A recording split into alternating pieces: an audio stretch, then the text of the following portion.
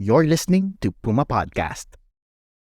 Laging hina-highlight yung pagsisikap ng mga working students. But something unique in this batch of graduates to 2023. Well, I can speak for UP mostly, no? Yung mga nai-interview ng working students or at least yung mga nahirapan talaga din sa pag-graduate, no? Isang theme lang yung nababanggit that it's not, para being a working student is not worth celebrating. Ang point do, wala dapat kasing working student in the first place. I'm Bella Perez Rubio, Puma Podcast, and in this episode of Teka Teka News, we pass the mic to a recent University of the Philippines graduate who spent a total of 22 years earning her degree. I'm Helwina Sadora, that's my full name, but you can call me Wena. I just graduated from the University of the Philippines almost 2 months ago na din. BA Philippine Studies, yung course ko. Despite passing the UPCAT, hindi ako agad pinayagan ng parents ko. So isang school lang ako nag-college admission test kasi hindi pa ako pinayagan. In 2000, the same year Helwina was accepted into UP, her family moved from Cavite to Cagayan Valley. So yung tatay ko talaga, ang binigay sa akin na option, mag-aral ka dito sa Cagayan ng college, hindi ka hihinto. Or kung talagang ipipilit mo, mag-working student ka, which highly against siya doon kasi alam niya na hindi madaling mag-working student. Hindi niya rin ako talaga ma-support because that time tricycle driver siya noon sa Cagayan, tapos meron akong 2 kapatid. Pero winarningan niya ako na hindi madaling mag-working student kapag kumikita na ng pera. In my mind noon, parang ano lang siya hindi ko problema yung motivation, yung pagkita ng pera. Basta ang goal ko lang makapasok sa UP.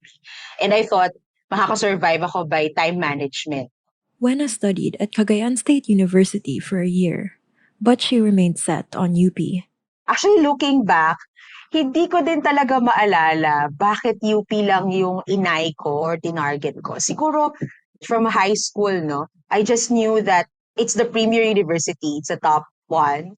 Pero wala akong magawa. It took my tita, yung kamag-anak namin, na ma-convince yung tatay ko na payagan ako mag-working student. Para pinaliwanag dun tita ko sa tatay ko, ano yung nami-miss out ko or pagsisisihan ko pag hindi ako pumasok ng UP, pag hindi niya ako pinayagan. So, dun na-convince yung tatay ko na sige na nga kahit na mag-working student yung anak ko. Wena entered UP Diliman in 2001. That started my journey. Ang pinadala lang niya sa akin, Miss Bella, 500 pesos. Di ko makakalimutan yun. Babasahe pa yun ha. Tapos paano ako magsisimula sa buhay sa Maynila with 500 pesos. Kahit naman mas maliit na yung value niyan ngayon. Noon, hindi rin siya ganun kalaki. Kasi pabasahe pa lang sa bus para nasa 300 na yata. From then on, Wena took on just about any job she could find. Nasang nahirapan pa ako makakuha ng mga scholarships. Mas multiple scholarships yung hinahanap ko kasi hindi kakayanin ng isa lang. Dahil nga, pag delay yung release ng isa, parang kailangan saluhin siya ng iba na trabaho or other scholarship. So, ang hirap niya. Kaya lahat na makita kong racket, sinusunggaban ko. So, halimbawa, ang pinakamadali makahanap, student assistant. That paid about 30 pesos per hour, not nearly enough to cover Wena's expenses. But of all her rackets, there's one that Wena remembers vividly to this day. Siguro yung pinakamahirap na pinagdaanan ko nung una, yung pupunta ako ng palengke Saturdays ng madaling araw sa Fairview para makatulong doon sa tita ko na may pwesto sa palengke sa isdaan. Siguro parang sabi ko nga, talagang yung kapalit ng pag-UP, lulunukin ko lahat. Yung mahirap nun, yung uuwi ako ng dorm, tas amoy na amoy yung pagkalansa ko sa lobby.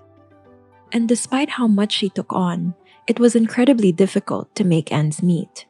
Kasi hindi siya talaga bayad-bayad, no? Kasi yung tita ko, nakitira din ako sa kanila for a while bago ako nakapasok ng dorm sa UP. So may, depende sa iaabot niya. So minsan 100, 200. Tapos pagkakasyahin ko yun sa 1 linggo. Buti na lang yung pagkain noon sa paligid. May mabibili ka 7 pesos na gulay at 3 piso kanin. So basta magka-meal ako sa isang araw ng 1 meal at least. So kaya ang payat-payat ko nung college. So parang siya, pagkakasyahin mo yung gano'ng mga about. Wena entered college in 2001 and was meant to graduate by 2005. It had become clear by then that juggling school and her slew of odd jobs would hold her back.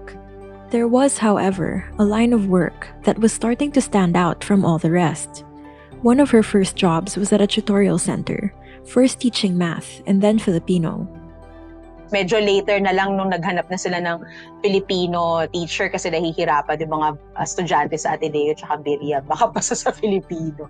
Kaya nagsimula din talaga ako na puro languages yung tinuturo ko. Eventually, nagkaroon ako ng opportunities din na magturo outside, halimbawa sa ABS-CBN, Star Magic Workshops, yung pagtuturo sa mga artistang hindi marunong mag-Tagalog. In the first 7 years Wena spent juggling work and school, she somehow also found the time to learn Korean. Yung door manager ko sa Kalayaan Residence Hall, napakahilig sa Korean drama. Doon ako nag-start. And because she never technically left school, continuing to submit requirements to fulfill her incomplete marks over the years, she remained eligible to study Korean abroad. So that's what she did. So 2008, I flew to Korea for a year. Muntik pa akong di payagan kasi nga dapat mas ang priority gumraduate ako, di ba, sa UP. Pero siguro yung nabigyan ako ng chance na mag-exchange student kasi okay naman yung records ko at least academically. Tapos with the promise na dapat tatapusin ko right after pagbalik ko. Eh hindi pa din. So doon ako sa Bablay. Work continued to keep Wena away from school. By 2010, she was working a full-time job. Yung first full-time job ko, I remember, sa Korean Embassy. Was the first Filipino staff. Binibuild nila yung Korean Cultural Center. So they needed somebody who knows Korean. I knew Korean. I also teach Korean language.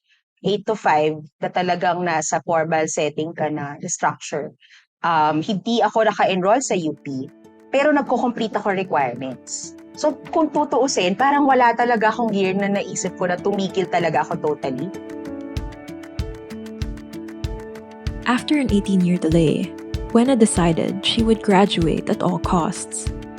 We hear about how she came to that decision after a quick break.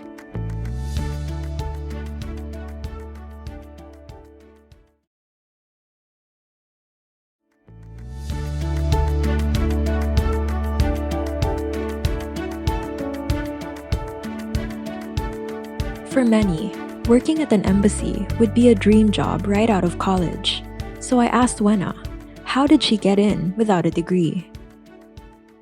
I got a recommendation kasi ang mga kalaban ko din noon sa post were MA graduates. So kung tutuusin, imposible na may mga fresh grad din. Kasi nung natanggap ako, nakita ko yung mga application ng mga kalaban ko eh.